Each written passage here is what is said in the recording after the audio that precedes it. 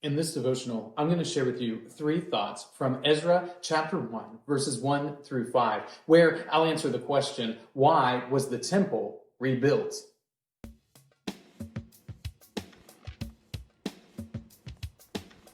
Ezra chapter 1, verses 1 through 5 says, "In the first year of Cyrus, king of Persia, that the word of the Lord by the mouth of Jeremiah might be fulfilled, the Lord stirred up the spirit of Cyrus, king of Persia, so that he made a proclamation throughout all his kingdom, and also put it in writing.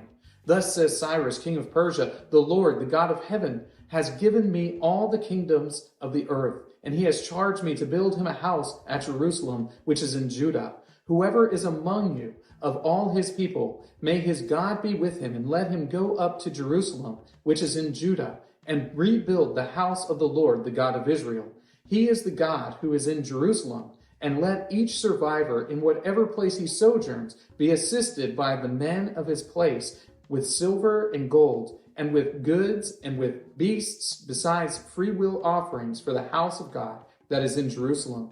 Then rose up the heads of the fathers' houses of Judah and Benjamin, and the priests and the Levites, everyone whose spirit God had stirred to go up to rebuild the house of the Lord that is in Jerusalem." King Nebuchadnezzar goes and sacks the city of Jerusalem. He destroys its walls, he destroys the temple that's there, and he takes the surviving people and he brings them into exile into Babylon. Well, after 70 years, to fulfill the word of Jeremiah the prophet, another king, the king of Persia, Cyrus, is going to take the people of Israel, the people of Judah, and allow them to return to their land. They will rebuild the house of the Lord and rebuild the great city of Jerusalem. Here are three thoughts from Ezra chapter 1, verses 1 through 5, answering the question, why was the temple rebuilt? Thought number 1. Cyrus commanded it. Cyrus is the Persian king who is essentially the supreme ruler pretty much of the earth at the time. He is the ruler of the lone superpower that exists, the nation that was able to defeat the Babylonians, the great Medo-Persian Empire. He is the ruler of it, and he commands that the temple be rebuilt so that the people of Judah, the people of Israel, might once again worship the Lord there. Thought number 2, the exiles desired it.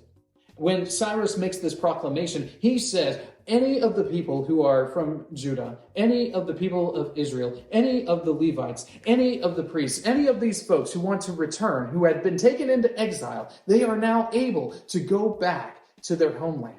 They're able to go back to their land and begin the process of rebuilding this great temple to the Lord. They are encouraged to be supported by the people around them with all of the money, the materials, the animals necessary to embark on this great project. The exiles desired to restore the temple, to rebuild it, and once again establish the proper worship of God there in the promised land. Thought number 3, the Lord decreed it. Don't think that it was a mistake or a mystery or in any way questionable whether or not the temple was going to be rebuilt. Jeremiah prophesied about it, and Ezra explains to us that it is in order to fulfill the word of the Lord given through Jeremiah that this great decree is happening. The Lord affects Cyrus. He softens his heart. He changes his spirit so that he would rebuild this temple. Cyrus himself says that he is commanded by the Lord to do this great thing, to reestablish the temple there in Jerusalem. The Lord has decreed it. The Lord also put it on the hearts of the exiles to return, to go back to a land that none of them had ever dwelt in, and rebuild this great temple, to establish the city once again, and to put it all back into place. This happens precisely at the time it was prophesied, so that the word of the Lord might be known in all of these places. These three thoughts come from the assigned reading of Ezra chapters 1 through 5. If you'd like to read through the Bible with me, you can do so by joining the Facebook group Through the Bible, where we are reading the text of Scripture together.